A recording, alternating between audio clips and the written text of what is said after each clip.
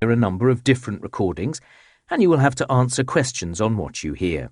There will be time for you to read the instructions and questions, and you will have a chance to check your work. All the recordings will be played once only. The test is in 4 parts. At the end of the test, you will be given 10 minutes to transfer your answers to an answer sheet. Now turn to part 1. You will hear a woman asking a shop assistant about DVD players. You now have 30 seconds to read questions 1 to 4.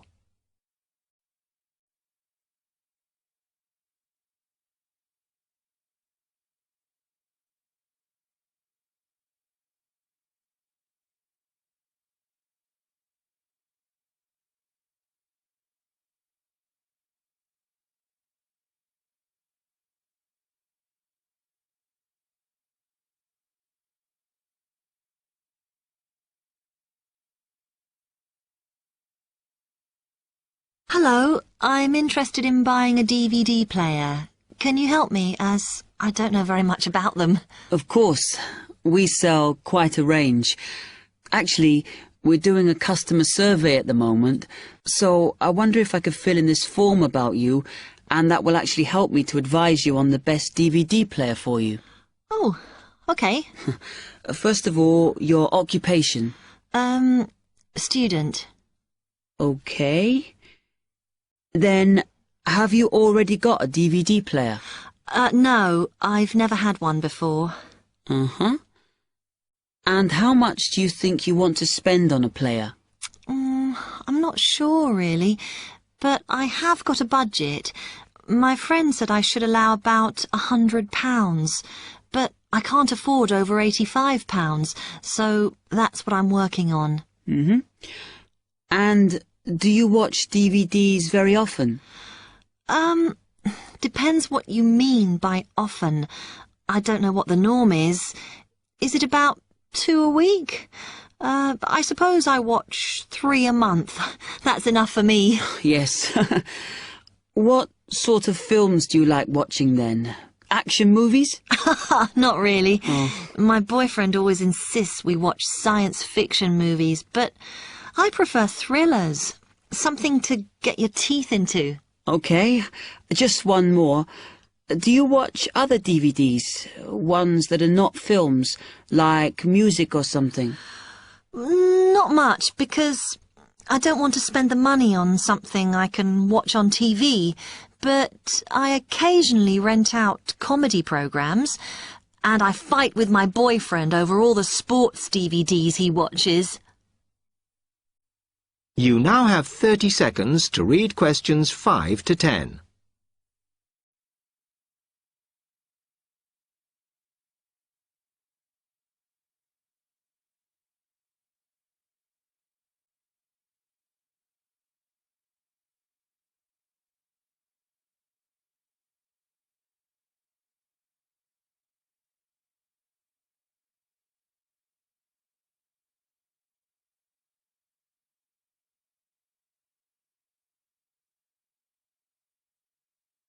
Okay, let me explain a bit to you about the DVD players that are in your price range.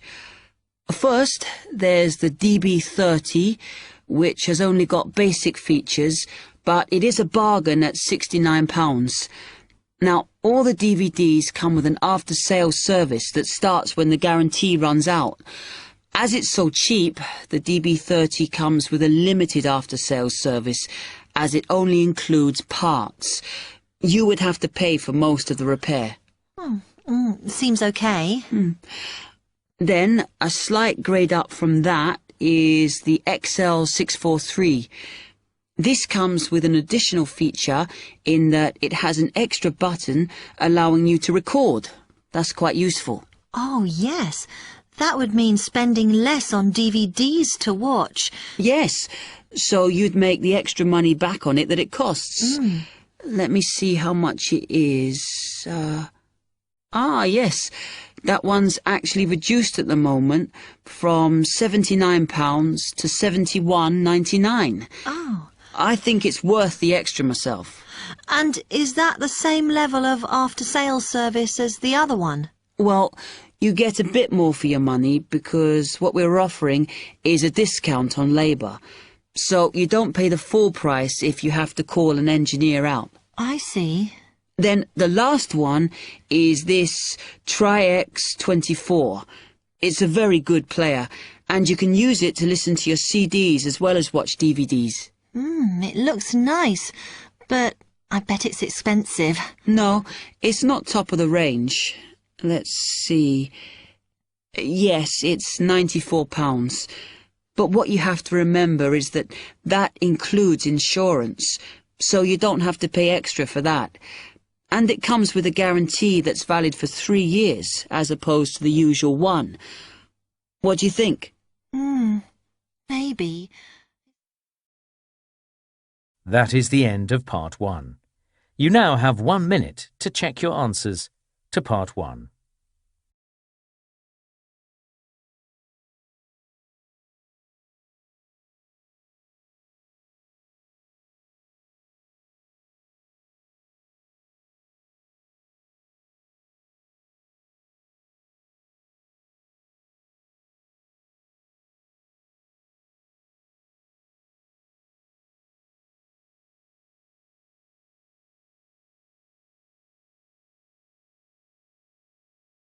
Part 2.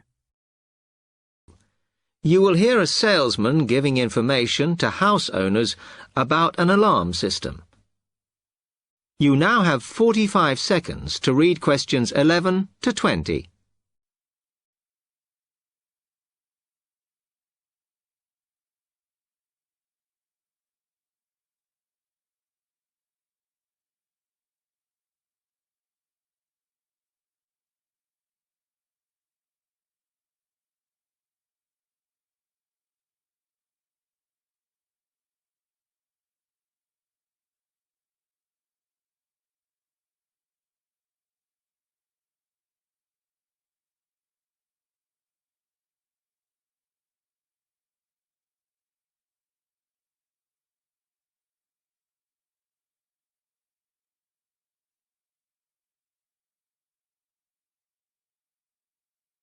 Thank you for inviting me to your residence meeting.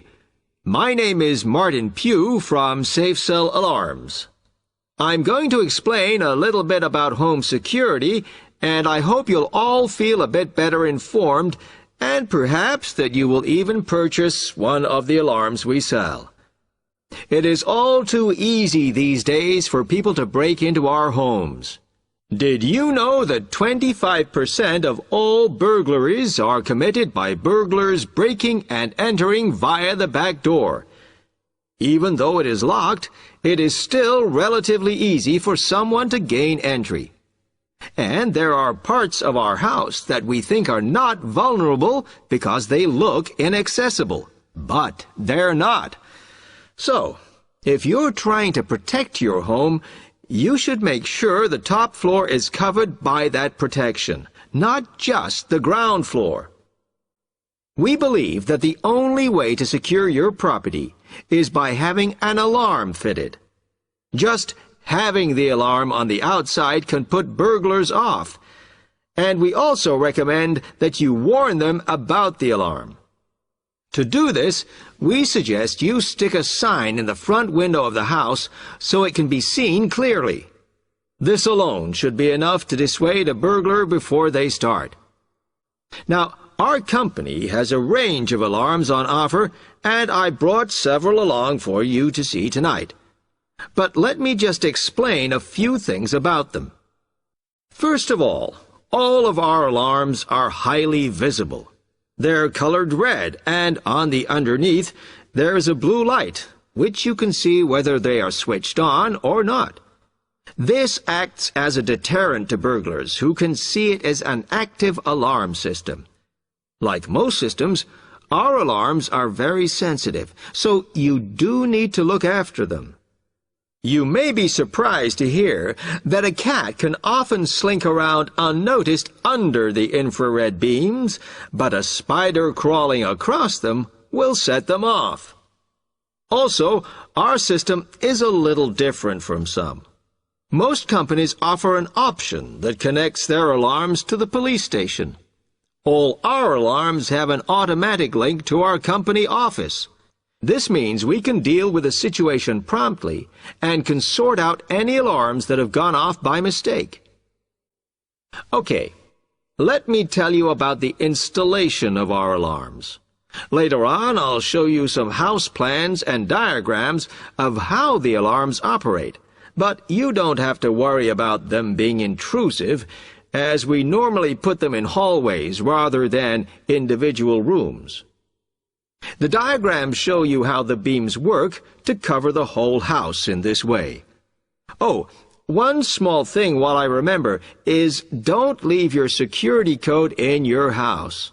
A lot of people keep it in the kitchen or their study, but we suggest you leave it with a neighbor so that if there is a break-in, the burglars can switch the system off. Now, regarding the practical aspects of installation, I know that many of you are out all day, and I'm afraid we don't install the alarms at weekends. But we do offer a service where we can fit the alarm system in the evenings for you. But we do charge a little bit extra for that. Finally, we do offer a range of systems, so I suggest you look at the leaflets on our prices. And please don't be put off from investing in a more sophisticated system to protect your home, as we do allow you to set up a monthly payment if it's too much in one go. Okay, now if you'd like to come forward. That is the end of Part 2. You now have half a minute to check your answers to Part 2.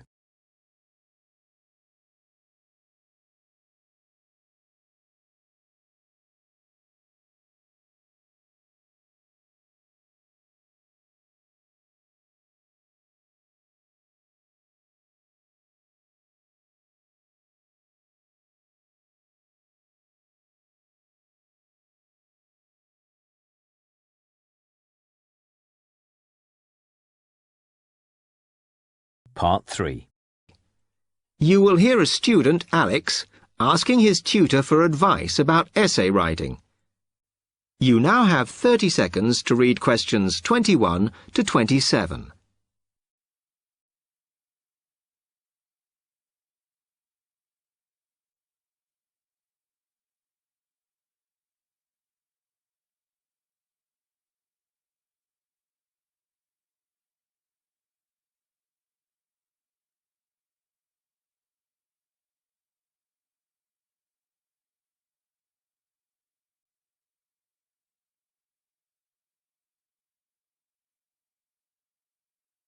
Hi, Alex. Come in.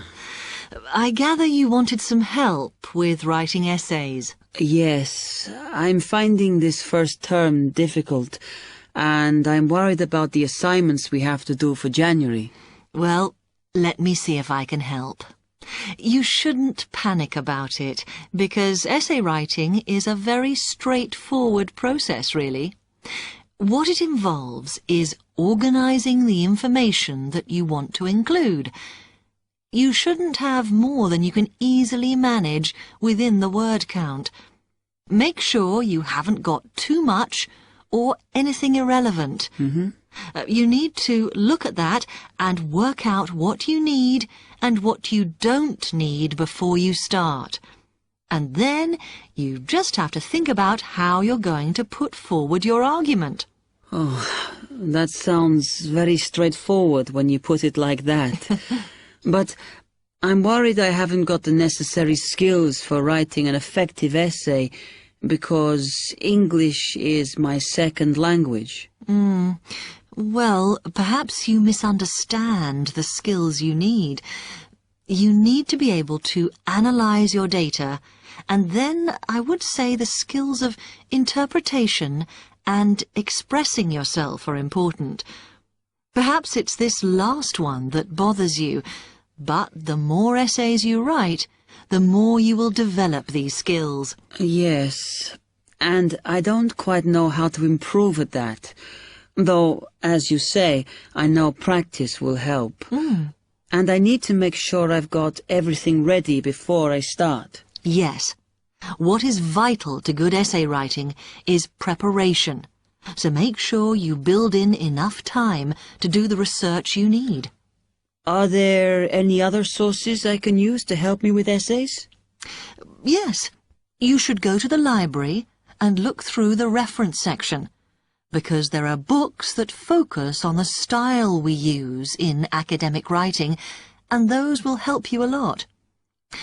The other thing that you should think about is what happens when you've actually written your essay. Too many students just complete their work and hand it in, whereas what you should be doing is making sure that you edit it as thoroughly as possible. Oh, yes, that's a good idea.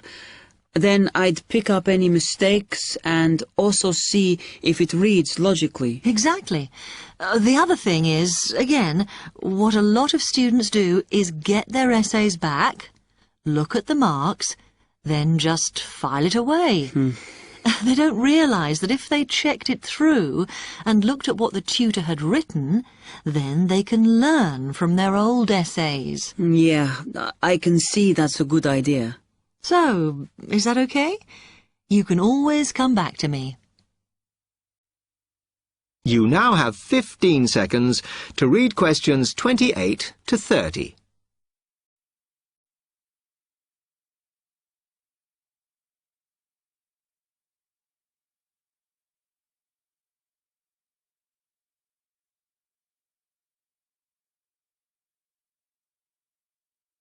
Actually, there were a couple of other things I wanted to ask you about essay writing. Uh-huh. I had a few thoughts of my own about what I should do, such as really taking good notes when I'm reading, because that helps, doesn't it? I think it improves your knowledge rather than your actual writing. But one tip I can give you is to try and not read too much. Otherwise, you end up including irrelevant material in your essay. Remember to stay on task. Yes. Sometimes I have problems interpreting the questions correctly, or the whole question seems overwhelming to me. What I try to do is highlight the key parts and divide it into smaller chunks so I can manage it. Well, you might find it useful to break it down even further by making sure you understand all the words perfectly before you start. Things like assess or comment and such like. Yes, I see. Sometimes, after an objective analysis, the question actually asks you for a subjective opinion, but you must remember to support your arguments if that's the case. One final comment I can make is about using your own words. You must try to do this as far as possible. You're expected to summarize what you've read, not just string together a list of quotations. In fact, you shouldn't have too many. Just use them where it's really important. Okay, thanks. Do you read other students' essays when you've finished? No. Why? Is that a good idea? Well, you can confuse each other, so I'd advise against it. But it's up to you. Okay. Thanks very much for your time. That is the end of Part 3. You now have half a minute to check your answers to Part 3.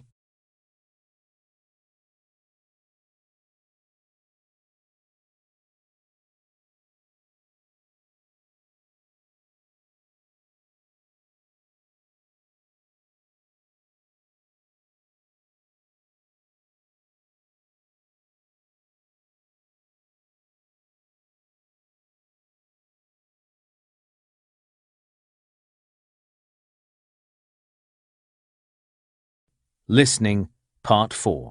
You will hear a tutor giving some business students instructions about a finance project.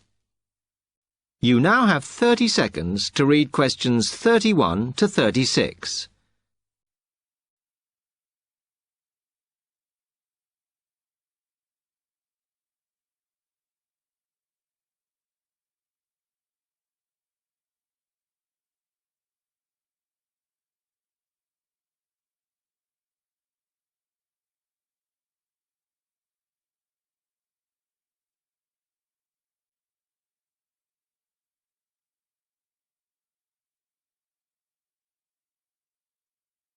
Okay, can you quieten down, please? Now, today I'm going to talk to you about your assignment. We've been studying the effects of the exchange rate, so I'm going to give you a project to do on this. Right, can you make some notes while I'm talking? The first thing that I'd like you to do in order to prepare this is to select where you're interested in. I mean, which country, and therefore which currency you're going to be operating in. Okay, now the purpose of the project is to make money, and I'm hoping some of you will make a significant amount. So, I want you to suppose that you have £100 that you will have to invest purely in the rises and falls of the exchange system. In other words, you'll be trying to predict rates. This is a project that you'll be doing together, but before you work together, you'll have to go off and research what you need to know about the economy of that country and how well it's doing or is expected to do in the near future. You could all make up a little information sheet with your notes on, clearly legible, because then I want you to get together, we can do that next week, and to go round and read about each other's countries. When you see how well or badly each country is doing, I want you to decide what your exchange rate is going to be against all the other currencies. After that is all sorted, what you're going to do is go round the other students and attempt to sell your money to the others. Remember, this will depend on the success of your country's economy and the rate you fixed for your currency. Now, you're not allowed to just swap currencies with each other, but you may wish to buy from the other countries. But you must do a proper transaction. All the way through this, you must keep your accounts properly for each transaction. I'll give you 1 week to do this, and then we will set a time for the deals to finish, a bit like the stock exchange. And at that point, I will ask you to calculate how much you have made. Is that clear? You now have 30 seconds to read questions 37 to 40.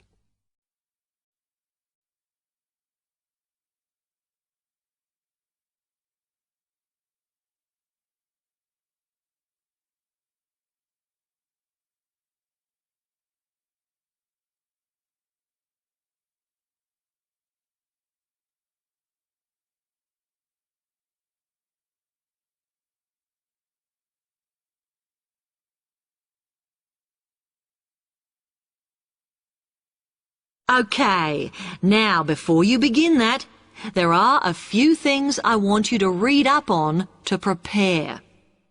You need to look at the economies of the UK's main trading partners. I don't mean all of them, because that would be over 80, but just the 29 principal ones. There are summaries in the last 3 books on the book list I've given you. And so that you can practice applying the criteria on assessment I gave you, I'd then like you to focus just on one sector across all the countries. The most common one across every country is farming. But as much agricultural produce is for domestic consumption, I'd like you to look at manufacturing. Then I would like you to do a detailed investigation of one particular aspect.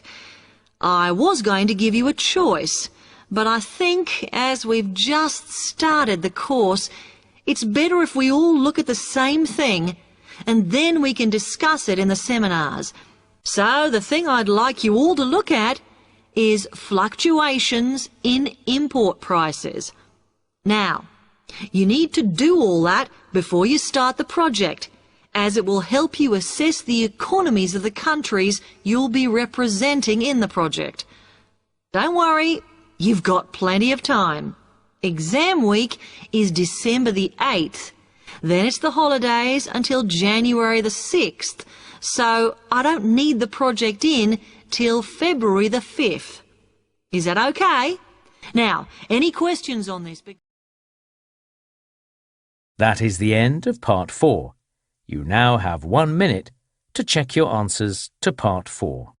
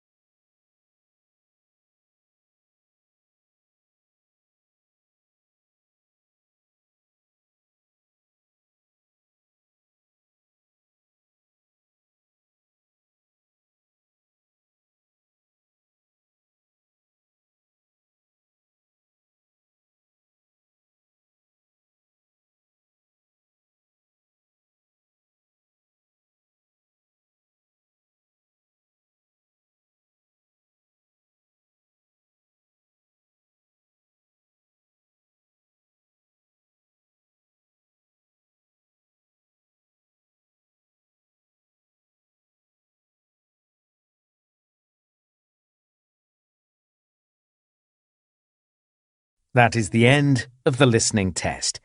In the IELTS test, you would now have 10 minutes to transfer your answers to the answer sheet.